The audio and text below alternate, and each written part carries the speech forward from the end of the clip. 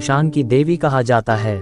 पौराणिक कथाओं के अनुसार जब समुद्र मंथन के समय भगवान शिव ने विषपान किया था तो उनके शरीर में काफी जलन और कई तकलीफें पैदा हो गई थी। ऐसे में मां काली के दूसरे स्वरूप तारा देवी ने भगवान शंकर को स्तनपान कराया था। मां बनकर तब जाकर शिव जी की विष की जलन शांत हुई थी। तारा देवी मां काली का ही रूप है। मां तारा देवी नरमुंडों की माला पहनती हैं और इन्हें तंत्र शास्त्र की देवी माना जाता है। मां तारा देवी शमशान की देवी है, इसलिए ये तांत्रिकों और अघोरियों की प्रिय है। देवी के आसपास भूत, प्रेत, पिशाच, मसान, चंडाल, बेताल आदि का वास होता है और अक्सर तांत्रिक इन भूत प्रेतों, पिशाच पिशाचनियों, मसान, चंडाल, बेताल को अपने वश में करने के लिए अघोरी और तांत्रिक मां तारा देवी की साधना करते हैं। ये साधना शमशान में शव पर बैठकर की जाती है। मां तारा देवी भी शव पर पैर रखकर ही खड़ी होती है। इनका रूप बहुत विकराल होता है। ऐसा ही एक अघोरी था, बेलगाम धूर्त अघोरी। उसने मां तारा देवी की कठिन साधना करके कई सिद्धियां हासिल कर ली थी और उन सिद्धियों से अब लोगों को भ्रमित कर लोगों को ठगना ही उसका काम रह गया था। एक दिन इस बेलगाम अघोरी की मुलाकात एक ऐसे शख्स से होती है जिसके पास न कुछ खोने को होता है न कुछ पाने को। वो अघोरी के पास अपनी समस्या के समाधान के लिए आता है। अघोरी उसे ऐसा भ्रमित करता है, अघोरी का खुद का पाशा ही उल्टा पड़ जाता है और वो शख्स अघोरियों का अघोरी बन जाता है। मां तारा देवी की कृपा से मां तारा देवी अन्याय सहन नहीं कर सकती है। वो अन्याय को शमशान पहुंचाकर ही दम लेती है। बेलगाम अघोरी अपनी शक्तियों को बढ़ाने के लिए एक ऐसे शख्स की खोज में था जिसकी बलि चढ़ाकर वो मां तारा देवी से और अधिक सिद्धियां प्राप्त कर सके। वो अपनी शक्तियों के घमंड में ये भूल गया था कि मां कभी अपने जीवित बच्चों की बलि स्वीकार नहीं करती है। विशेष परिस्थितियों और घोर तांत्रिक क्रियाओं को छोड़कर मां को जीवित बलि स्वीकार नहीं होती है। 35 साल का नारायण दत्त अपने भरे पूरे घर में बहुत प्रसन्नता से रहता था। उसके 2 किशोर वय बच्चे थे, एक लड़का तथा एक लड़की। उसके परिवार में उसकी पत्नी, 2 बच्चे और उसके बूढ़े माँ बाप रहते थे। एक बार वो अपने पूरे परिवार सहित केदारनाथ दर्शन के लिए जाता है, पर रास्ते में एक भीषण ट्रेन हादसे में उसके पूरे परिवार की जान चली जाती है, पर उसे ज्यादा चोट नहीं लगती और वो बच जाता है। बहुत खोज खबर के बाद उसे पता चलता है कि उसके परिवार के सभी सदस्यों की दुर्घटना में मौत हो चुकी है। वो बुरी तरह से टूट जाता है। ऐसी हालत में भी वो अपने परिवार के प्रत्येक सदस्य के अंतिम संस्कार के लिए शमशान घाट पहुंचता है। शमशान घाट में उसकी मुलाकात बेलगाम अघोरी से हो जाती है। बेलगाम अघोरी उसे अपने परिवार के मृत सदस्यों से बात कराने का लालच देकर अपने साथ एक अंधेरी गुफा में ले आता है जो उस शमशान घाट के नजदीक ही थी। उस गुफा का दृश्य बहुत खौफनाक था। वहां चमगादड़ ची ची की आवाज करते गुफा की दीवार पर इधर उधर उल्टे लटके हुए थे। जंगली मक्खी मच्छर बेतरतीब तरीके से उड़ रहे थे। जंगली मोटे चूहे इधर से उधर दौड़ लगा रहे थे। उस गुफा में रोशनी के नाम पर बस एक मिट्टी का बड़ा सा दीपक जल रहा था जिसमें तिल्ली का तेल भरा हुआ था और उस दीपक के पास एक बड़ा सा पत्थर रखा था जिस पर एक शराब की बड़ी सी बोतल रखी हुई थी और साथ में एक फरसा भी रखा हुआ था। फरसा अंधेरे में भी दिए की रोशनी से गजब का चमक रहा था, जैसे मानो अभी अभी उसको धार दी गई हो।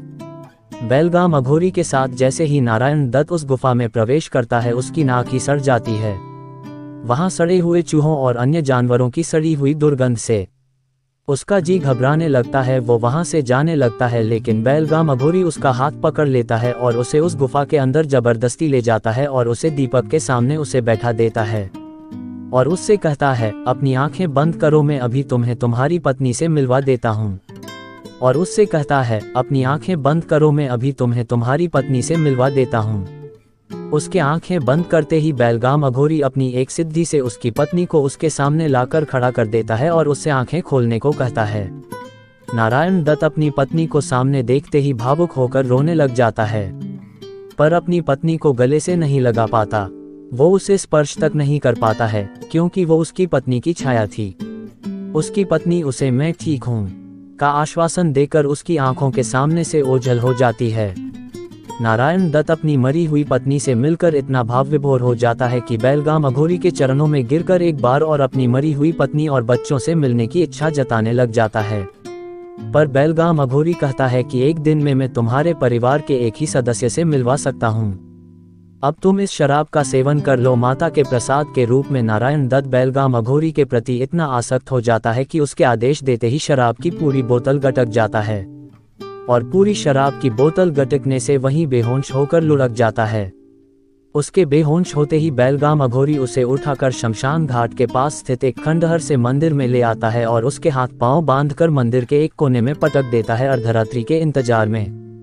अर्धरात्रि होते ही बेलगाम अघोरी उस खंडहर से मंदिर के बीचों बीच एक कुंड में हवन सामग्री जलाकर उसमें लोहे की चम्मच से मांस और मदिरा झोंकने लग जाता है और थोड़ी देर में नारायण दत्त को कोने से उठाकर हवन कुंड के सामने बैठा देता है। नारायण दत्त को अभी तक होश नहीं आया था, वो वहां बेसुध बैठ जाता है। बेलगाम अघोरी थोड़ी शराब हवन कुंड में झोंक कर थोड़ी खुद भी गटकने लग जाता है। वहां के पूरे वातावरण में मांस और शराब के जलने से तेज बदबू फैल जाती है। सब जगह दम घोंटू हवा फैल जाती है, पर बेलगाम अघोरी नशे में चूर अपनी अघोर साधना में लिप्त हवन कुंड में मांस झोंकता रहता है। उस दम घोंटू हवा में वहां बेसुध बैठा नारायण दत्त बैठे बैठे ही लुढ़क जाता है। उसके इस तरह लुढ़कने से अघोरी जल्दी से उसे उठाकर वापस बैठाता है, जिससे कि हवन समाप्त होते ही वो उसका गला काट कर ताज़ा रक्त हवन कुंड में झोंककर हवन समाप्त कर सके।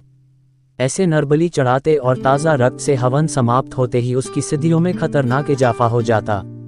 लेकिन बेलगाम अघोरी नारायण दत्त को कितना भी बैठाने का प्रयास करता है, वो वापस लुढ़क जाता है और थोड़ी देर में बेलगाम अघोरी को लगता है कि नारायण दत्त मर चुका है। नारायण दत्त को मरा हुआ देखकर बेलगाम अघोरी इतना क्रोधित होता है कि नारायण दत्त को ही उठाकर उस हवन कुंड में फेंकने लग जाता है, पर तभी आकाश मार्ग से एक तेज वायु का झोंका आता है जो नारायण दत्त को उड़ाकर कर ले जाता है और बेलगाम अघोरी देखता रह जाता है। नारायण दत्त को एक दूसरा अच्छा अघोरी अघोरानंद अपनी शक्तियों से उड़ाकर एक निर्जन पहाड़ पर ले जाता है। नारायण दत्त जैसे ही निर्जन पहाड़ पर पहुंचता है उसे होश आ जाता है।